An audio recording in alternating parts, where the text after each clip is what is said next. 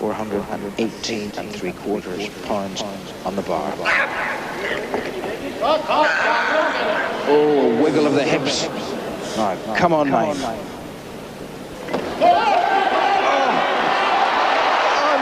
Unbelievable. Oh, incredible, and he let it down as if it was a school bag. Can you believe that? Kendi ağırlığının 3 katını kaldırırken Naim Süleymanoğlu'nu izlediniz.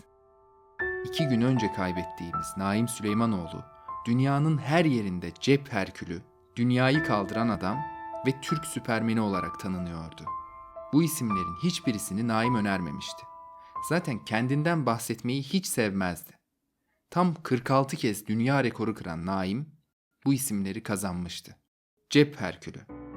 Naim Süleymanoğlu 1967 yılında Bulgaristan'da doğdu.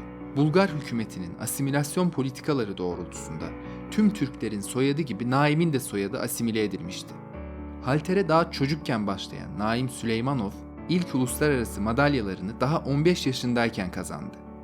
Brezilya'da düzenlenen Dünya Halter Şampiyonası'nda ilk dünya rekorunu kırıp 2 altın madalya kazanarak turnuva şampiyonu oldu. 1983 yılında ABD'de yapılan turnuvada dünya rekoru kırarak tüm ABD medyasının odak noktası oldu. Boyu 147 santimetre olan bu kahramana ABD medyası Cep Herkülü ismini verdi.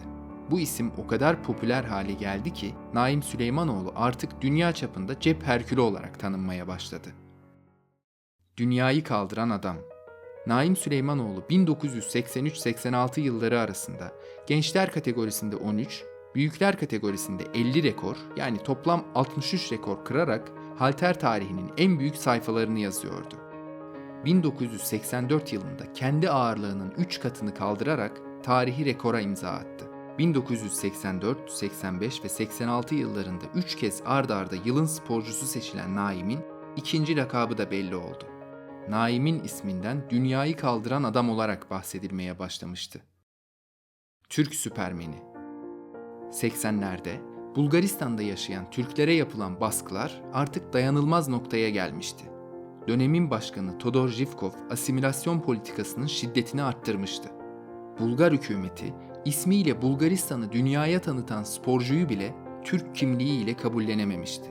1984 yılında Naim Süleymanov'un ismi hükümetin kararıyla Naum Şalamanov olmuştu.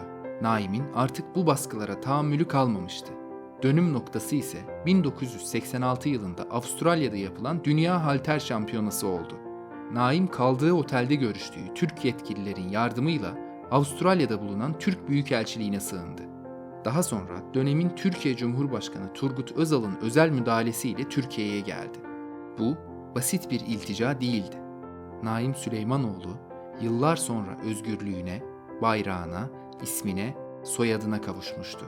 Türkiye'nin ismini sayısız organizasyonlarda, olimpiyatlarda, turnuva ve şampiyonalarda en yükseklere taşıyan Naim Süleymanoğlu, aynı zamanda Bulgaristan'da yaşayan Türklerin de sesi oldu. Türklere yapılan baskı tüm dünyada duyularak tepki çekmeye başladı.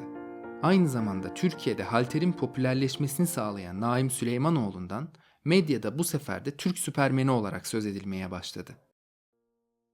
Naim Süleymanoğlu tüm başarılarına ve dünya çapındaki ününe rağmen çevresinde samimi ve mütevazi insan olarak tanınıyordu. Uzun bir süredir yoğun bakımda tutulan Türk süpermeni 18 Kasım 2017 yılında aramızdan ayrıldı. Naim Süleymanoğlu'nu yakından tanıyan gazeteci Doğan şunları söyledi. Naim çok içine kapanık biriydi. Fazla konuşmayı sevmezdi. Bilmiyorum nedendir ama çok gülmezdi. Ama göçmenleri çok severdi. Bütün Bulgar göçmenlerine evi açıktı. Göçmen öğrencilere burs verirdi.